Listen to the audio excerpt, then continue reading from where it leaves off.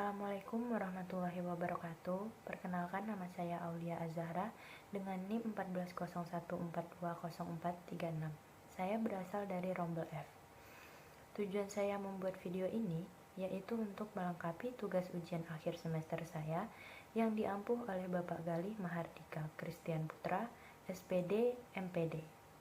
Baik, masuk kepada materi. Materi yang akan saya sampaikan yaitu tentang pentingnya global perspektif dalam pendidikan Indonesia. Menurut Kamus Filsafat yang ditulis oleh Loren Bagus tahun 1996, bahwa yang dimaksud dengan kesadaran mengandung arti keinsafan terhadap ego, diri, atau benda. Kesadaran adalah kemampuan untuk melihat dirinya sendiri bagaimana orang lain dapat melihatnya. Perspektif global adalah suatu cara pandang dan cara berpikir terhadap suatu masalah, kejadian, atau kegiatan dari suatu kepentingan global, yaitu dari sisi kepentingan dunia ataupun internasional.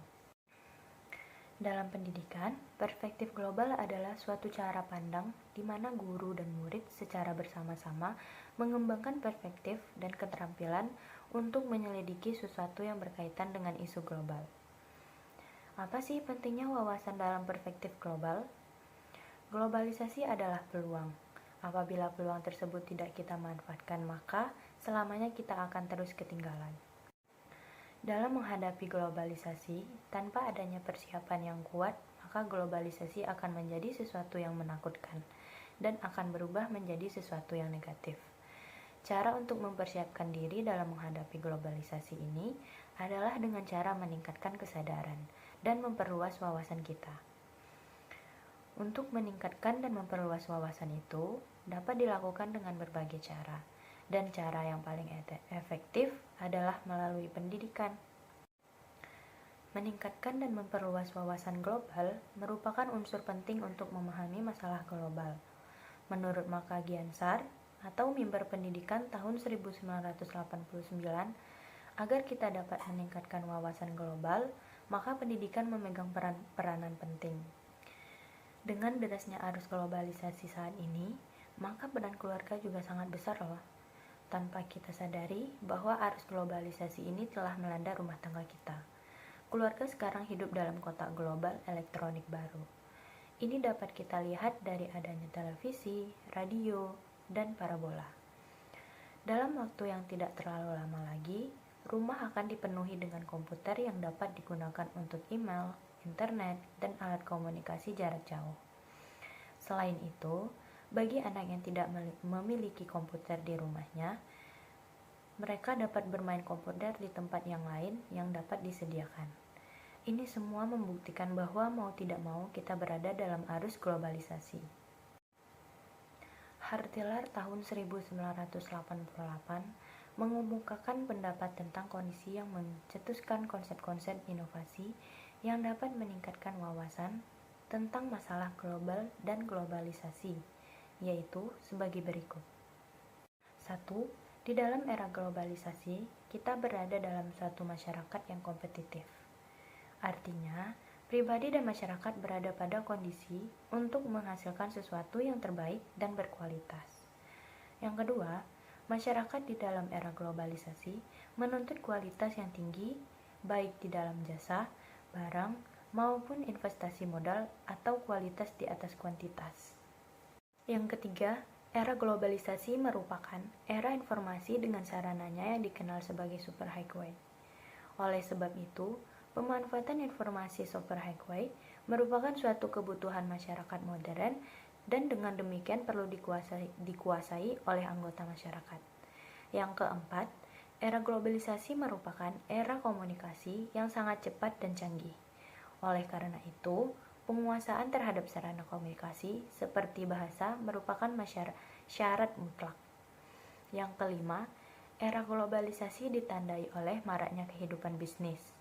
Oleh karena itu, kemampuan bisnis manajer merupakan tuntutan masyarakat untuk masa depan. Yang keenam, era globalisasi merupakan era teknologi.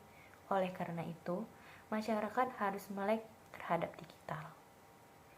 Melalui pendidikan, maka seseorang harus mampu mengembangkan 4 hal, yaitu yang pertama, Kemampuan mengantisipasi atau anticipate. Artinya, pendidikan berusaha menyiapkan anak didik untuk dapat mengantisipasi perkembangan iptek yang begitu cepat. Yang kedua, mengerti dan mengatasi situasi atau COP.